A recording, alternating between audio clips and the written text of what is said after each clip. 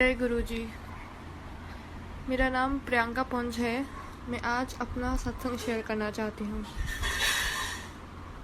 पिछले 1 महीने से मैं बहुत बहुत बहुत बीमार थी। इतनी बीमार थी कि मैं बिल्कुल बेड रिडन हो गई थी।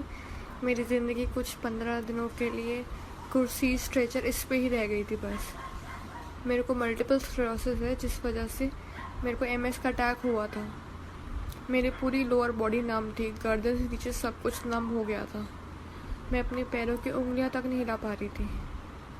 बट मेरा गुरुजी पे तब पूर्ण विश्वास था कि गुरुजी ही मेरे को ठीक करेंगे। मैंने किसी तरह कुछ कुछ करके हिम्मत जुटाई और गुरुजी से प्रार्थना करती थी कि गुरुजी अब आप ही ठीक करोगे, कोई बात नहीं, आपको जितने कष्ट देने आप दे दो, मैं सब झेल लूँगी। अगर आप हो साथ मैं सब झेल लूँगी। इसी दौरान मेरे साथ ऐसे ऐसे वो हुए एक्सपीरियंसेस गुरुजी को लेके कि मैं बता भी नहीं सकती। मैं MRI कराने जब गई थी तब मेरे पैर इतने ज़्यादा हिल रहे थे कि मतलब अजीब से हो रखे थे कि मुझे पता था कि मैं नहीं करा पाऊँगी MRI। और मैंने तब बोला था पापा से भी कि पापा मैं MRI नहीं करा पाऊँगी। पापा ने कहा था कोई नहीं, चल के देखते हैं, कुछ ना कुछ तो होगा। हम MRI कराने गए। स्ट्रेचर पे गई मैं यहाँ घर से अपने, और मैं जैसी एम्बुलेंस में बैठी मेरे तो रोना शुरू, क्योंकि जो एज मेरी है उस एज में स्ट्रेचर पे जाना बहुत बहुत अजीब लगता है। फिर MRI कराया तो MRI वालों ने बोला हॉस्पिटल में कि इनके साथ, अब मेरी मम्मा को बोला कि आप आ जाइए, अपने सारे उतार दीजिए बैंगल्स। मेरी मम्मा मेरे साथ आई तो मैं इतनी खुश थी कि गुरुजी ने तो सुन ली मेरी बात। मेरी मम्मा को मेरे साथ भेज दिया, क्योंकि मेरे को तब कोई ना कोई तो चाहिए था अंदर MRI के लिए। मेरे पैर इतने अजीब हो रखे थे। मेरी मम्मा आ गई अंदर। मेरी मम्मा ने मुझे मेरे MRI करीब 1.5 घंटा चला, और ये पहली बार था कि मेरे को बिल्कुल भी इरिटेशन नहीं हुई। नहीं तो मैं 2 बार पहले करा चुकी हूँ, मुझे बहुत इरिटेशन होती थी। मम्मा ने मुझे बाद में बताया कि मैं गुरुजी को अंदर ढूंढ रही थी कि गुरुजी कहाँ हो आप, कहाँ हो आप। मैंने कहा मैं आप कह रही हो आप गुरुजी को अंदर ढूंढती, मेरे तो गुरुजी आपके रूप में वहीं थे, मेरे साथ कोई था। मेरे लिए यही बहुत बड़ी सहानुभूति थी। MRI करा के हम आए। चलो MRI में मेरे इसका इफ़ेक्ट बहुत बढ़ गया था MS का। तो मम्मा तो बहुत दुखी थी, पापा भी दुखी थे। मतलब मेरे पैरों की हालत थी कि मेरे पैरों की उंगलियां तक नहीं हिल रही थी। चलने की तो दूर की बात है, पैरों की उंगलियां भी नहीं हिल रही थी। मैंने कहा चलो कोई नहीं, गुरुजी हैं, गुरुजी अपने आप कुछ ना कुछ कर ही रहे हैं। ऐसी एक रात मुझे याद है, मेरी मेडिसिन स्टार्ट हुई थी उससे मुझे यूरिनेशन बहुत हो रहा था। तो मैं रात भर कम से कम 5 बार गई हूँ पूरी रात। तो मैं जैसे जाती वापस आती, बेड पे लेटती, मैं कुछ नहीं करती, मैं मंत्र जाप करती हूँ। मंत्र जाप करते हुए मुझे नींद आ जाती।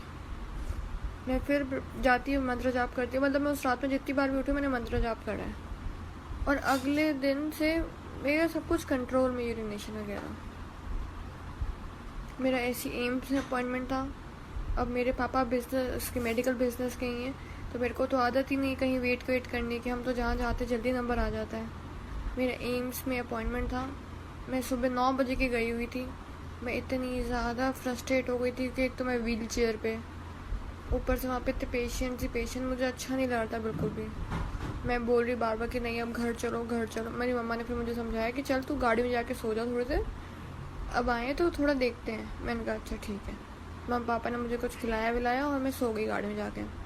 फिर हमारा अराउंड 5:30-6 के करीब नंबर आया वहाँ पे एम्स में। मैंने डॉक्टर को दिखाया। मैं जैसे ही बाहर निकली पापा को लगा पापा अब यहाँ तक आए, गुरुजी के जाएंगे।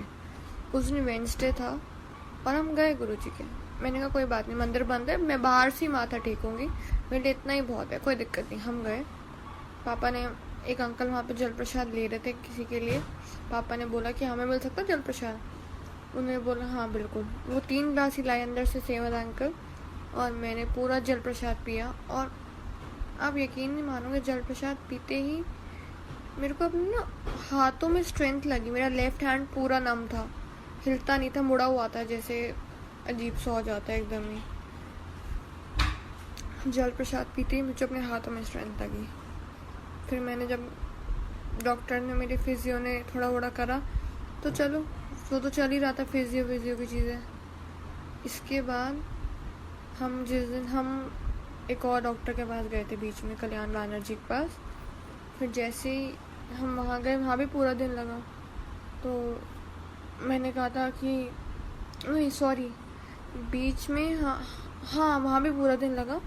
मैंने कहा यहाँ तक आए चित्तरंजन पार्क, तो यहाँ भी चलेंगे दोबारा गुरुजी के। उस दिन मंडे था, हम गए गुरुजी के दोबारा। गुरुजी के गए, उस दिन खीर प्रसाद था। तो मेरे हाथ तो बिल्कुल स्टेबल थे ही नहीं, मेरे पैर भी नहीं थे, मेरे हाथ भी नहीं थे। मैं कुछ उठाऊँ गिरता था, हिलता था, कांपते थे मेरे हाथ। उन्होंने मुझे खीर का डोना हाथ में दिया और मैंने बैलेंस करके अंदर तक ले गई। मैंने जैसे ही खीर खाई, मैंने जैसे ही मंदिर घूमा, जल प्रसाद पिया, मुझे एकदम से ऐसा लगने लगा कि मेरे पैरों में जान आ रही है। मतलब जब मैंने मंदिर एंटर करा था तब मैं पापा का हाथ पूरा जकड़ के पकड़ के चल रही थी कि मैं गिर ना जाऊं, कहीं यहाँ कुछ भी ना हो जाए। तो मेरा और मेरे पापा का झगड़ा भी हो गया इस बात पे कि तो बहुत लूज हाथ पकड़ के चल। मैंने कहा नहीं पापा, कंफर्टेबल जैसे वैसे चलूंगी ना। मेरे तो इसी बात पे झगड़ा हो गया पापा से। पापा कहते तो बहुत जिद्दी है। बट जब मैंने जैसे ही जल प्रसाद पिया, मुझे एकदम से लगा कि मेरे पैर में तो स्ट्रेंथ आ रही है। मैं जैसे जैसे हम थोड़ा थोड़ा अंदर मंदिर में दर्शन करते गए, मेरे पापा का हाथ मैं ढीला ढीला पकड़ना शुरू करती रही। अनइंटेंशनली वो हाथ ढीला होता गया, मुझे नहीं पता कैसे। और जब मैं घर आई हूँ, मतलब मेरे को लगा कि मेरे पैरों में थोड़ी जान आ रही है। फिर नेक्स्ट डे जब मेरा फिजियोथेरेपिस्ट आया, उसने मेरे पैरों की एक्सरसाइज कराई। मैंने उससे बताया था कि मैं ऐसे गुरुजी के गई थी, मुझे ऐसा लगा। उसने कराई, उसकी सच में सांस फूल गई मेरे पैरों की एक्सरसाइज कराते हुए, क्योंकि मैं पैरों से पूरी स्ट्रेंथ लगा पा रही थी। ऐसी मैंने गुरुजी से एक दिन मन ही मन में ये कहा था, गुरुजी बस इतना कर दो कि मैं वॉशरूम से ना सीट से खुद उठ जाऊँ, मुझे किसी की सपोर्ट ना लेना पड़े।